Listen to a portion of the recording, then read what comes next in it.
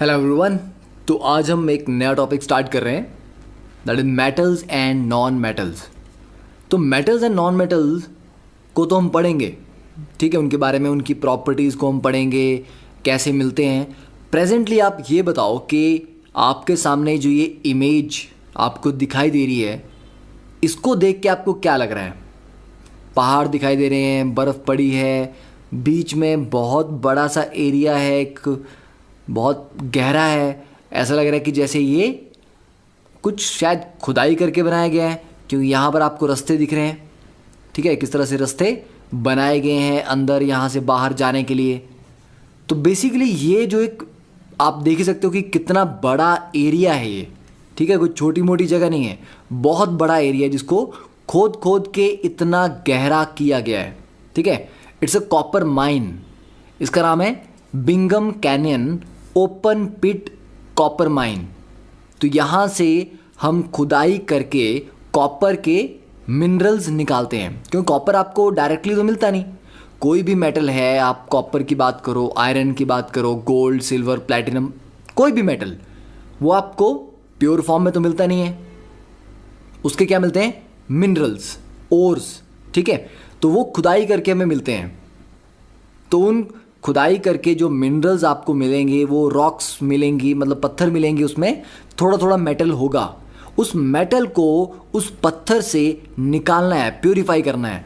तो हज़ारों लाखों टन पत्थर यहाँ से निकाला जाएगा, जिसमें थोड़ा थोड़ा मेटल होगा। अभी यहाँ पर प्रॉपरली हम कॉपर कैनियन, कॉपर माइन की बात कर रहे हैं। तो इस माइन से खुदाई में जो भी पत्थर वगैरह मिलते हैं, उनसे मेनली कॉपर मिलता है।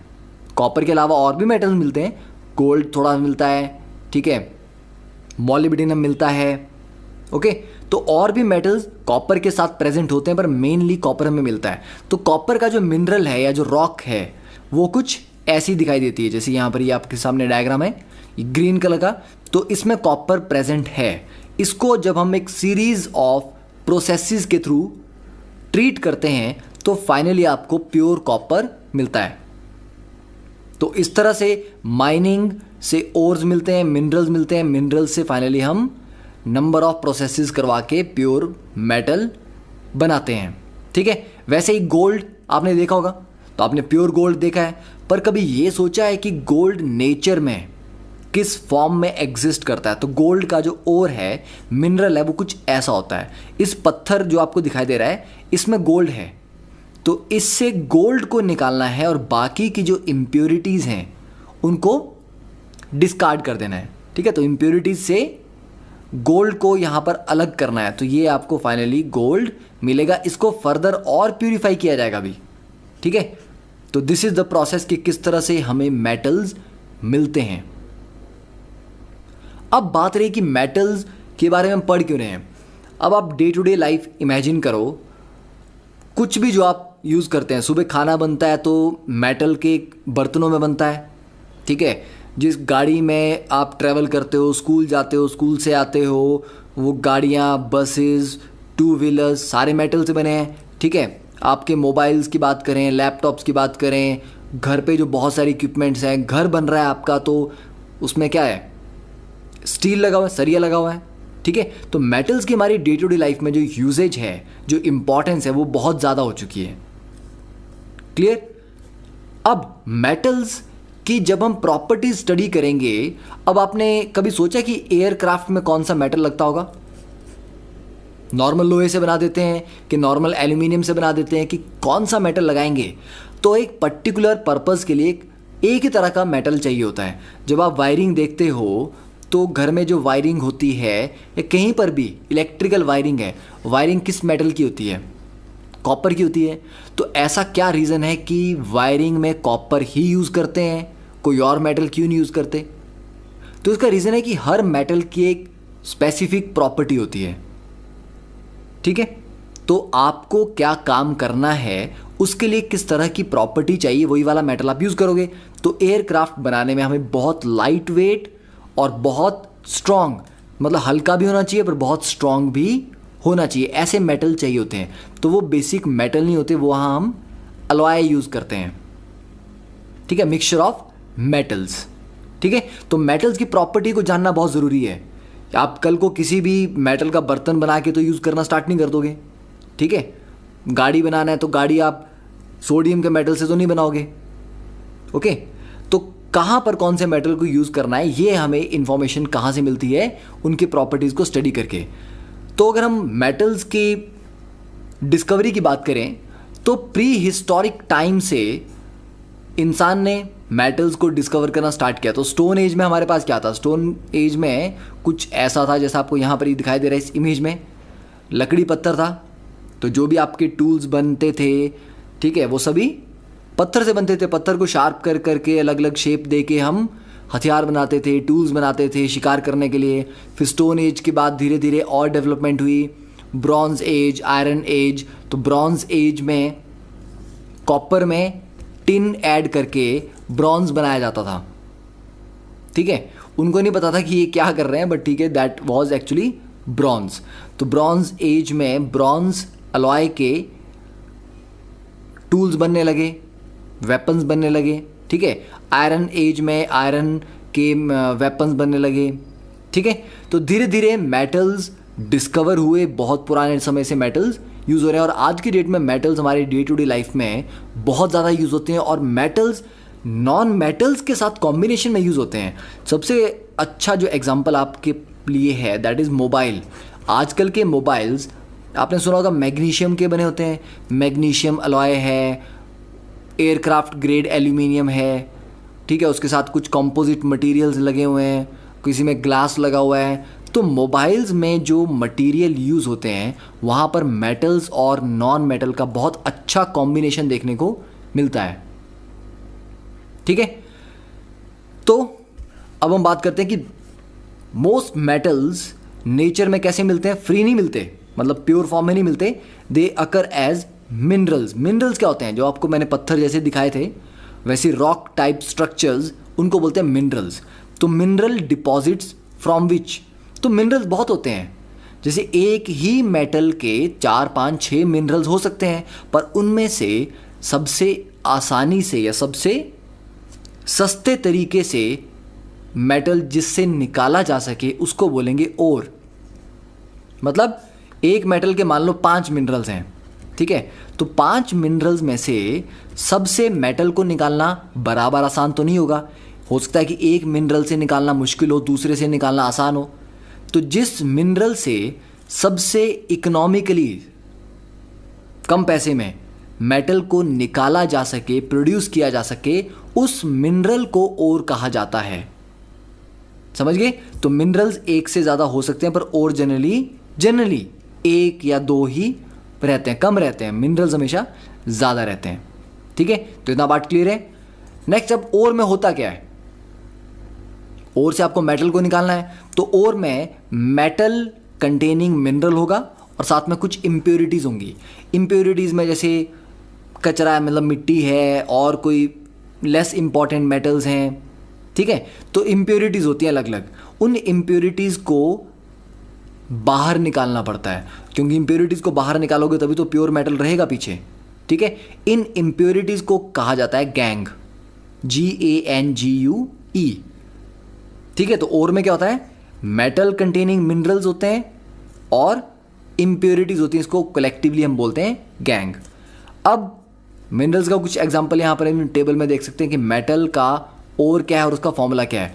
तो एल्यूमिनियम को किससे निकाला जाता है, उसके ओर का नाम है बॉक्साइट, उसका फॉर्मूला है Al2O3.XH2O। क्रोमियम को निकालते हैं क्रोमाइट से, FeCr2O4। कॉपर को निकालते हैं चैल्कोपायराइट से, दैट इज CuFeS2।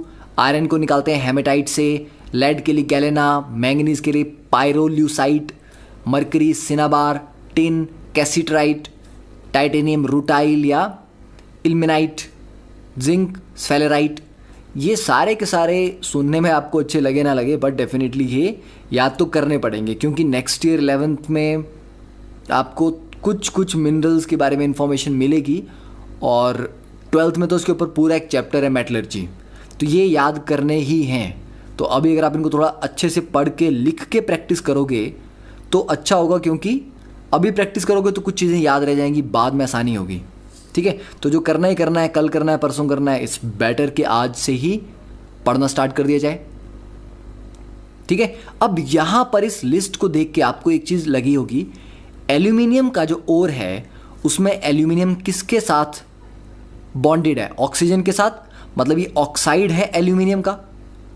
ठीक है, वैसे ही आयरन का देखें तो Fe2O3 आयरन का भी ऑक्साइड है। लेड का देखें तो लेड सल्फर के साथ जुड़ा हुआ है, मतलब लेड का सल्फाइड है। मरकरी का भी सल्फाइड है। टिन का ऑक्साइड है, टाइटेनियम का ऑक्साइड है, जिंक का सल्फाइड है। किसी के कार्बोनेट्स भी होते हैं, ठीक है, सल्फेट्स होते हैं।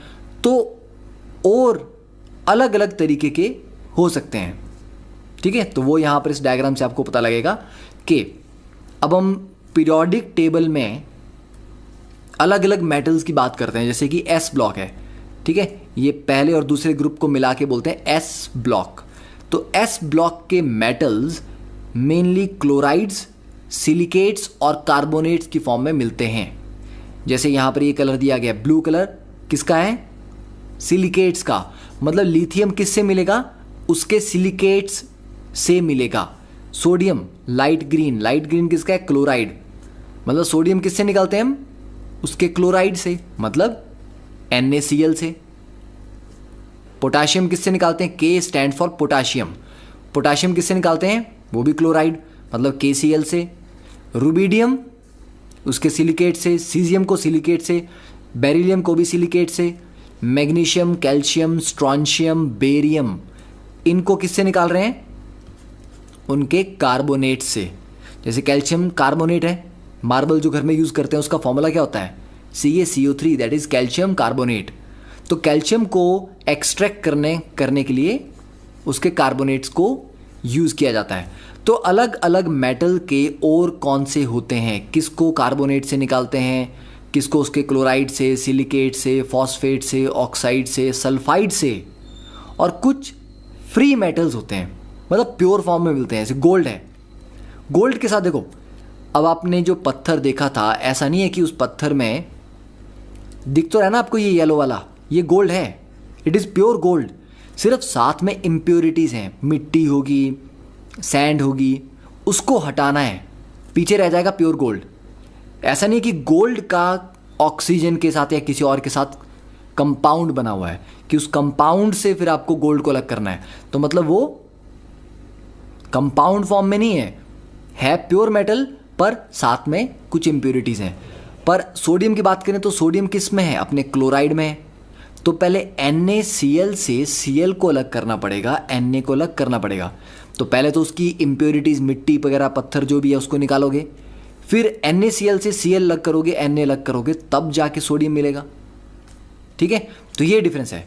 तो कुछ मेटल्स प्योर फॉर्म में मिलते हैं, जैसे कि गोल्ड है, पैलेडियम, प्लेटिनम, इरिडियम, रोडियम। ठीक है, तो ये कुछ एग्जाम्पल आप याद कर सकते हैं। टेक्नीशियम बीच में दिया गया है कि ये एक रेडियो एक्टिव सब्सटेंस है, एलिमेंट है, जो कि न्यूक्लियर रिएक्शंस में बनता है। इसका कोई मिनरल सोर्स नहीं है। ठीक है, फिर एल्यूमिनियम किससे निकलता है? ऑक्साइड से, अभी देख लिया हमने, Al2O3.X H2O। टिन SnO2 उसके ऑक्साइड से मिलता है। ठीक है, तो ये पर्टिकुलर डायग्राम आपको ये बताएगा कि अलग अलग मेटल, उनके ओर्स क्या हैं, किसका फॉस्फेट है, किसका सिलिकेट है, कार्बोनेट है। ठीक है, तो पॉज करके आप इसको आराम से डिटेल में देख सकते हो, पे सोच सकते हो, फिर नोट डाउन करना तो नोट डाउन भी कर सकते हो। अब आगे चलते हैं, let us talk about the physical properties. तो फिजिकल प्रॉपर्टीज क्या होती हैं? फिजिकल प्रॉपर्टीज वो होती हैं जिनको समझने के लिए या जिनको आइडेंटिफाई करने के लिए हमें उस सब्सटेंस को चेंज नहीं करना पड़ता। जैसे बॉइलिंग पॉइंट है पानी का, जनरल एग्जांपल दे रहा हूँ। बॉइलिंग पॉइंट के लिए पानी को चेंज तो नहीं करना पड़ेगा ना, गर्म ही करना पड़ेगा। तो गर्म करने से कौन सा पानी चेंज हो जाता है? तो वो प्रॉपर्टीज जो बिना किसी केमिकल चेंज लाए ऑब्जर्व की जा सकती हैं, उनको फिजिकल प्रॉपर्टी बोलते हैं। जैसे कलर क्या है किसी चीज़ का, शेप क्या है, उसमें शाइन है नहीं है, रफ है स्मूथ है, बॉइलिंग पॉइंट क्या है, मेल्टिंग पॉइंट क्या है, डेंसिटी क्या है। तो ये सारी प्रॉपर्टीज़ बिना उसको चेंज किए आप कैलकुलेट कर सकते हो, मेज़र कर सकते हो। तो ये है फिजिकल प्रॉपर्टीज़। ओके, तो फिजिकल प्रॉपर्टीज़ के बेस पे हमें देखना है कि अलग अलग जो मेटल्स हैं वो कैसे दिखाई देते हैं। तो इसके सामने अब यहाँ पर आपके सामने कुछ इमेजेस दी हुई हैं। इन इमेजेस में आपको ये देख के बताना है कि कौन सी इमेज में कौन सा मेटल हो सकता है। एक रफ आइडिया, क्योंकि आप डायरेक्टली ऑब्वियस सी बात है देख के तो नहीं बता पाओगे, ठीक है, पर जो सामान रखा गया उस सामान से ही आइडिया लगाओ कि ये शायद ये वाला मेटल है। तो फर्स्ट केस यहाँ पर देखें, दिस इज आयरन, ठीक है। तो नेल्स को देख के पता लग रहा होगा आपको कि आयरन की नेल्स होती हैं, तो आयरन देखने में ऐसा लगता है। सेकंड इज कॉपर, क्योंकि दिख रहा है कि कॉपर वायर, और कॉपर का कलर भी बड़ा यूनिक होता है, ठीक है, तो कॉपर वायर है ये। तीसरा जो केस है, दिस इज एल्यूमिनियम। तो एल्यूमिनियम के अलॉय बनते हैं, जैसे कि ये गाड़ियों का अलॉय है टायर्स में लगाने वाला। फिर जो आप सॉफ्ट ड्रिंक पीते हो, सॉफ्ट ड्रिंक का जो कैन है वो किससे बनता है? एल्यूमिनियम से बनता है। आप घर में जब लंच पैक करके आपको देते हैं तो किस में रैप होता है? एल्यूमिनियम की फॉइल में। तो एल्यूमिनियम देखने में कैसा लगता है ये आपको पता है। कॉपर कैसा दिखता है, आपने वायर्स देखी हैं कॉपर की, तो आपको पता है। आयरन कैसा है ये आपको पता है। अब ये जो फोर्थ डायग्राम है यहाँ पे, कैमरा, ये किसका बना हुआ है? This is magnesium. मैग्नीशियम एक काफ़ी लाइट वेट मेटल है। तो आजकल जो बड़े हाई एंड महंगे फ़ोन हैं या कुछ बहुत जो महंगे कैमरा होते हैं उनको बड़ा लाइट वेट होना चाहिए, क्योंकि जितने हल्के होंगे उतने ही अच्छे रहेंगे, मतलब कैरी करने के लिए, ले जाने के लिए आसान है, ठीक है। तो महंगे फ़ोन हल्के होते हैं, तो उनको हल्का बनाने के लिए क्या करते हैं? मैग्नीशियम यूज़ करते हैं। मैग्नीशियम थोड़ा महंगा पड़ता है पर इसकी स्ट्रेंथ भी अच्छी है और ये काफ़ी लाइट वेट है। तो ये है मैग्नीशियम मेटल, देख सकते हैं, ठीक है। तो आपको ये भी पता लग गया कि हाँ, कुछ अच्छी क्वालिटी के कैमराज में मैग्नीशियम की फ्रेम होती है। कुछ साइकिल्स में भी मैग्नीशियम की फ्रेम होती है। जो साइकिल आप चलाते हैं, जो थोड़ी महंगी वाली साइकिल्स हैं, उनकी फ्रेम, क्योंकि उसको हल्का करने के लिए मैग्नीशियम की फ्रेम होती हैं। तो वो साइकिल जनरली 40-50,000 प्लस से स्टार्ट होती हैं या उससे भी हायर रेंज में स्टार्ट होती हैं। नेक्स्ट इज लेड, ठीक है, दिस इज लेड। तो लेड की ये वायर्स हैं, ठीक है। तो लेड देखने में कुछ ऐसा लगता है। Next compound is zinc. तो ये जिंक के बोल्ट हैं, ठीक है, जो नट बोल्ट दिख रहे हैं आपको, ये जिंक मेटल है।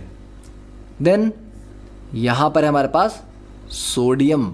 सोडियम एक सॉफ्ट मेटल है जिसको आप नाइफ से, चाकू से काट सकते हो। इतना सॉफ्ट होता है कि उसको चाकू से काट सकते हो, ठीक है। तो ये अलग अलग मेटल्स हैं कि वो देखने में कैसे लगते हैं, उनकी फिजिकल अपीयरेंस कैसी है। तो इतना क्लियर हो गया। अब नेक्स्ट इनकी प्रॉपर्टीज के बारे में। तो आपने यहां पर एक चीज तो नोटिस की होगी कि ये सभी शाइन कर रहे हैं, इनके सरफेस में शाइन है। तो इसका मतलब हुआ कि मेटल्स की एक प्रॉपर्टी तो है कि अगर वो प्योर स्टेट में होंगे, प्योर में, ऐसा नहीं है कि जंग लगा हुआ, लोहे को जंग लग जाएगा तब तो शाइन नहीं करेगा वो, ठीक है। तो प्योर स्टेट की बात करें तो मेटल्स अपनी प्योर स्टेट में एक शाइनिंग सरफेस होता है जिसको बोलते हैं मेटालिक लस्टर, ठीक है। अब आपका छोटा सा होमवर्क ये है कि आपको सोच के आना है कि मेटालिक जो लस्टर है, मेटल्स क्यों शाइन करते हैं, ठीक है, क्या रीज़न क्या है उनका। प्लास्टिक तो शाइन नहीं करता उतना जितना मेटल शाइन करते हैं, ठीक है। और अंधेरे में शाइन करते हैं कि लाइट में शाइन करते हैं? तो ऑब्वियस सी बात है, लाइट में ही शाइन करते हैं, अंधेरे में तो नहीं करते। तो लाइट में ऐसा क्या होता है मेटल में कि वो शाइन करता है। दूसरी बात देखें तो metals are generally hard. Generally, सभी मेटल्स नहीं, पर जनरली मेटल्स हार्ड होते हैं, पर hardness metal to metal change होती रहती है। कुछ मेटल ज़्यादा हार्ड होते हैं और कुछ मेटल रिलेटिवली सॉफ्ट होते हैं। Then third point, some metals can be beaten into thin sheets, मतलब हथौड़ा मार मार के आप उनको चपटा कर सकते हो, ठीक है। तो this property is called malleability, ठीक है, कि जिन मेटल्स को शीट्स में कन्वर्ट करना आसान होता है, मतलब वो ज़्यादा मेलेबल हैं, और जिनको शीट में कन्वर्ट करना मुश्किल है वो कम मेलेबल है, ठीक है। तो the property of a metal which enables it to be beaten into thin sheets is called malleability. तो गोल्ड और सिल्वर सबसे ज़्यादा मेलेबल मेटल्स हैं। ठीक है, ये पॉइंट याद करना है कि गोल्ड और सिल्वर सबसे ज़्यादा मेलेबल होते हैं। देन अब आपने मेटल्स की वायर देखी होंगी, ठीक है, सिल्वर की वायर है, कॉपर की वायर है। तो ये वायर्स कैसे बनाते हैं? तो वायर बनाने की जो प्रॉपर्टी है या एक मेटल की, कि उसको आप वायर में खींच के उसकी वायर बना सकते हो। तो the ability of metals to be drawn into thin wires is called ductility. ठीक है, तो किसी मेटल को खींच के अगर आप उसको वायर में कन्वर्ट कर पा रहे हो, इजीली कर पा रहे हो, तो मतलब उसकी डक्टिलिटी बहुत ज़्यादा है। पर खींचने पे अगर वायर नहीं बन रही हो, जल्दी टूट जा रही हो, ठीक है, एक अच्छा अच्छा डक्टाइल मेटल कैसा होगा? ठीक है, मान लो ये आपका मेटल का पीस था, इसको आपने एक एंड से पकड़ के खींच दिया तो वायर बनती जा रही है, मतलब टूट नहीं रहा, वो वायर नहीं टूट रही, वो और मेटल यहाँ से खींचती जाएगी और वायर में वो कन्वर्ट होती जाएगी। पर अगर थोड़ा सा ही खींचने पे वो टूट जाए, मतलब उसकी डक्टिलिटी बहुत ज़्यादा नहीं है, तो उसकी वायर्स बनाना आसान नहीं है, वायर टूट जाएंगी ज़्यादा खींचने पे। ठीक है, तो gold is most ductile metal, और इसका एग्जांपल क्या है कि 1 ग्राम गोल्ड के पीस को हम 2 किलोमीटर लंबी वायर में खींच सकते हैं। तो इतनी ज़्यादा गोल्ड की डक्टिलिटी होती है। तो यहाँ ये पर्टिकुलर डायग्राम आपको बताएगा कि मेलेबिलिटी क्या होती है। ये था गोल्ड, हथौड़े मार मार के आपने इसको शीट में कन्वर्ट कर दिया। ठीक है, तो ये प्रॉपर्टी याद रहेंगी। तो now you can just note down these properties. अब नेक्स्ट देखते हैं, कुछ और प्रॉपर्टीज की बात करते हैं। तो एनसीईआरटी में जो एक्टिविटी दी गई हैं वैसे बहुत सिंपल है, उन एक्टिविटीज को करने की ज़रूरत नहीं है, कॉमन सेंस है, पर चलो फिर भी एक्टिविटी दी है। तो यहाँ पर हमारे पास क्या दिया गया है, देखो क्लैंप है, क्लैंप पे आपने एक मेटल वायर, अब ये वायर तो देखने में नहीं लग रही, मेटल रॉड जैसी लग रही है। रॉड के ऊपर वैक्स लगा के आपने एक पिन उसमें चिपका दी है। ठीक है, क्या लगा दिए? वैक्स, मोम। तो वैक्स लगा के उसके ऊपर एक पिन आपने चिपका दी है। अब इसको बर्नर से इस एंड को हीट किया तो ये एंड गर्म होगा। अब ये तो ऑब्वियस ही बात है, कभी कभी आपने खाना बनाते हुए देखा होगा कि अगर आप कुछ गर्म कर रहे हो और उसमें आपने चम्मच रखा हुआ है, अगर आप थोड़ी देर उसको ऐसे रहने दो, चम्मच गर्म हो जाता है। ठीक है, तो मतलब अगर मेटल रॉड का एक एंड हम हीट करते हैं तो धीरे धीरे वो हीट दूसरे एंड तक भी चली जाती है, तो दूसरा एंड भी गर्म हो जाता है। मतलब मेटल्स हीट कंडक्ट करते हैं, सिंपल है। तो यहाँ पर भी यही होगा कि यहाँ से आप गर्म करना स्टार्ट करोगे, ये हीट धीरे धीरे धीरे धीरे धीरे दूसरे एंड तक पहुँच जाएगी, और गर्मी की वजह से ये जो मोम है, वैक्स, ये मेल्ट हो जाएगा, पिघल जाएगा तो इसमें जो फंसी हुई पिन थी वो गिर जाएगी। तो इससे क्या पता लगा? सीधी सी बात पता लगी कि आपने इस एंड को गर्म करना स्टार्ट किया था, पर हीट धीरे धीरे ट्रेवल करके दूसरे एंड तक पहुंच गई। तो सिंपल यहां पर क्या बताया जा रहा है कि metals are good conductors of heat. ये भी एक प्रॉपर्टी है। ठीक है, हमें प्रॉपर्टीज ही पढ़ रहे हैं सारी, मेटेलिक लस्टर है, ये सारी ये प्रॉपर्टीज ही हैं। तो metals are good conductors of heat, तो ये प्रॉपर्टी आपको समझ आ गई। अब नेक्स्ट प्रॉपर्टी है कि क्या मेटल्स इलेक्ट्रिसिटी कंडक्ट करते हैं? बिल्कुल करते हैं, जिनको करंट लगा उनको पूछो करते हैं कि नहीं करते हैं। ठीक है, तो इस एक्टिविटी में आपने बैटरी ली, बैटरी के आगे बल्ब कनेक्ट किया, वायर ली, 2 क्लिप्स लिए। अब इन क्लिप्स के बीच में मेटल का एक पीस फंसा दो। ठीक है, एक बार आयरन का पीस फंसाओ, एक बार सोडियम ले लो, एक बार कोई और मेटल ले लो, तो अलग अलग मेटल लेके इसको ट्राई करो। अगर सर्किट कंप्लीट हो गया, अगर वो मेटल कंडक्ट कर गया तो सर्किट कंप्लीट होगा, कंप्लीट हो जाएगा तो बल्ब जल जाएगा। और आप देखोगे कि मेजॉरिटी ऑफ मेटल्स में, ऑलमोस्ट सारे मेटल्स में वो कंडक्ट करेंगे और बल्ब जलेगा। तो इससे हम क्या बता सकते हैं मेटल्स के बारे में? कि मेटल्स कंडक्ट इलेक्ट्रिसिटी। तो इसको लिख सकते हैं कि metals are good conductors of electricity. ठीक है, तो ये एक और प्रॉपर्टी होगी। अब नेक्स्ट एक और प्रॉपर्टी होती है सोनोरिटी। ठीक है, सोनोरिटी क्या होती है? आपने देखा होगा कि मंदिरों में घंटियां होती हैं, कहीं पर भी घंटियां होती हैं, जनरली वो मेटल्स की बनी होती हैं। कभी आपने मंदिर में देखा कि प्लास्टिक का एक डोम सा बना है और उसके अंदर घंटी लगी हुई है? तो प्लास्टिक में तो घंटी नहीं बजाते, मेटल्स में बजाते हैं। स्कूलों में देखा है, पुराने स्कूल्स में, अब प्राइवेट स्कूल्स का तो मुझे आइडिया उतना नहीं है, बट पुराने स्कूलों में यही होता था कि एक मेटल का बड़ा सा पीस रखा होता था और उसको लोहे हथौड़े से पीट पीट के घंटी बजती थी, तो पता लगता था कि यहाँ लंच टाइम हो गया है, ठीक है, या पीरियड खत्म हो गया है। तो सोनोरिटी मीन्स जब कोई मेटल हार्ड सरफेस से टकराता है, ठीक है, मेटल पे आप हथौड़ा मार दो, पत्थर मार दो, दूसरे मेटल का पीस उससे टकरा दो, तो क्या होगा? जब मेटल एक हार्ड सरफेस को हिट करता है तब अगर एक डीप साउंड जनरेट होती है, दैट इज कॉल्ड सोनोरिटी। तो इसमें हम ये लिख सकते हैं कि the metals that produce a sound, metals that produce a sound on hitting a hard surface, on hitting a hard surface are said to be sonorous.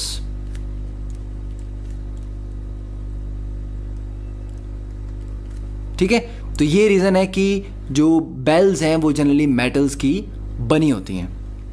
तो ये प्रॉपर्टीज आपने सारी समझ ली, सिंपल प्रॉपर्टीज हैं, ज़्यादा दिमाग लगाना नहीं इसमें।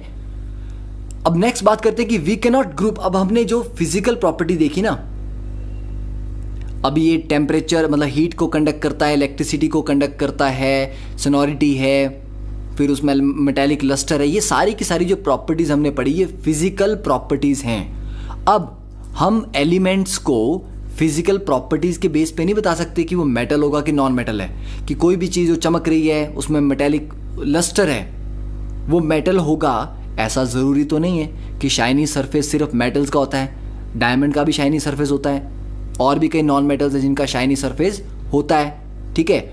और अब अगर हम ये बोलें कि मेटल्स आर जनरली हार्ड, तो कोई भी अगर हार्ड एलिमेंट है तो वो मेटल होना चाहिए, ऐसा भी नहीं है। तो पॉइंट यहाँ पर ये है कि सिर्फ फिजिकल प्रॉपर्टीज से कि हार्डनेस कैसी है, शाइन कैसी है, इसके बेस पे आप नहीं बता सकते कि कोई सब्सटेंस या कोई एलिमेंट मेटल होगा या नॉन मेटल होगा। क्यों? क्योंकि बहुत सारे एक्सेप्शंस हैं। जैसे मेटल्स आपको लगता है कि सारे के सारे सॉलिड होने चाहिए, पर मरकरी एक ऐसा मेटल है जो रूम टेम्परेचर पे लिक्विड होता है, तो एक्सेप्शन आ गई।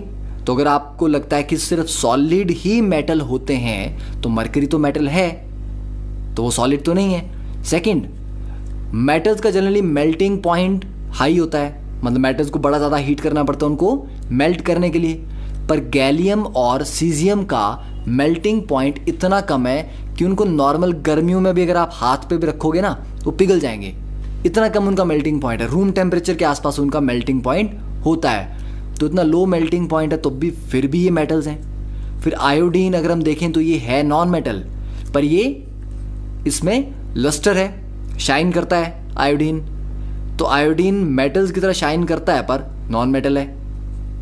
देन कार्बन की बात करें तो कार्बन एक नॉन मेटल है जो अलग अलग फॉर्म्स में एग्जिस्ट करता है, जिनको क्या बोलते हैं हम, एलोट्रॉप्स, ठीक है। तो कार्बन की क्या क्या फॉर्म है, जैसे डायमंड है, ये एक प्योर फॉर्म ऑफ कार्बन है, ग्रेफाइट अनदर फॉर्म है, फुलरीन्स अनदर फॉर्म है। तो डायमंड की बात करें तो it is the hardest substance known, इससे ज़्यादा हार्ड कुछ नहीं होता। ग्रेफाइट की बात करें तो बहुत ब्रिटल है। डायमंड इलेक्ट्रिसिटी कंडक्ट नहीं करता है, जबकि ग्रेफाइट इलेक्ट्रिसिटी कंडक्ट करता है। तो ये तो इलेक्ट्रिसिटी कंडक्ट कर रहा है, हमें तो लगता है कि मेटल्स ही करते होंगे, पर ग्रेफाइट तो कर रहा है, और ग्रेफाइट एक नॉन मेटल है। तो ये सारी की सारी एक्सेप्शंस हैं, इनके बेस पे हम ये बोल सकते हैं कि सिर्फ फिजिकल प्रॉपर्टीज से डिसाइड करना कि कोई एलिमेंट मेटल होगा या नॉन मेटल, ये पॉसिबल नहीं है, ठीक है। फिर सॉफ्टनेस की बात कर लो। अब हमें लगता है कि मेटल्स हार्ड होने चाहिए हमेशा, पर अल्कली मेटल्स हैं जैसे लिथियम, सोडियम, पोटाशियम, ये इतने सॉफ्ट हैं कि उनको आप नाइफ से काट सकते हो, तो हार्डनेस वाला पॉइंट भी वैलिड नहीं रहा, ठीक है। तो दैट इज क्लियर। तो अब हम ये बोल सकते हैं कि elements can be more clearly classified, कि एलिमेंट्स को ये क्लासिफाई करना कि वो मेटल हैं या नॉन मेटल हैं, किसके बेसिस पे करेंगे हम? On the basis of their chemical properties, क्योंकि फिजिकल प्रॉपर्टीज हमने देख लिया, नहीं कर सकते उनके बेस पे क्लासीफाई। तो केमिकल प्रॉपर्टीज के बेस पे, कि मतलब उनकी केमिकल नेचर कैसी है, वो अलग अलग एनवायरनमेंट में किस तरह से रिएक्ट करते हैं, एसिड के साथ कैसे, एयर के साथ कैसे, पानी के साथ कैसे रिएक्ट करते हैं, तो उनकी केमिकल प्रॉपर्टीज के बेस पे हम पता लगाएंगे कि मेटल कौन है और नॉन मेटल कौन है। तो मतलब मेटल्स की केमिकल प्रॉपर्टीज अलग होंगी और नॉन मेटल्स की अलग होंगी। तो इतना पार्ट हो गया। अब क्विकली कुछ इन टेक्स्ट क्वेश्चंस हैं, ठीक है, you have to solve this questions. बहुत सिंपल क्वेश्चन है। देखो, first give an example of metal which is liquid at room temperature. Mercury can be easily cut with a knife. Sodium, lithium, potassium best conductor of heat. तो heat का सबसे अच्छा conductor कौन सा है? Silver and copper, ठीक है। At the poor conductor of heat, lead and mercury. तो ये सारे आंसर्स एनसीईआरटी में दिए गए हैं, ठीक है। Explain the meaning of malleable and ductile. Malleable means जिसको आप थिन शीट्स में कन्वर्ट कर सकते हो। डक्टाइल मीन जिसको आप वायर्स में कन्वर्ट कर सकते हो, दैट प्रॉपर्टी। ओके, तो इतना पार्ट क्लियर है। अब नेक्स्ट लेक्चर में we will continue with the chemical properties of metals, कि उनको बर्न करते हैं तो क्या होता है। एक्टिविटी 3.9 से हम कंटिन्यू करेंगे।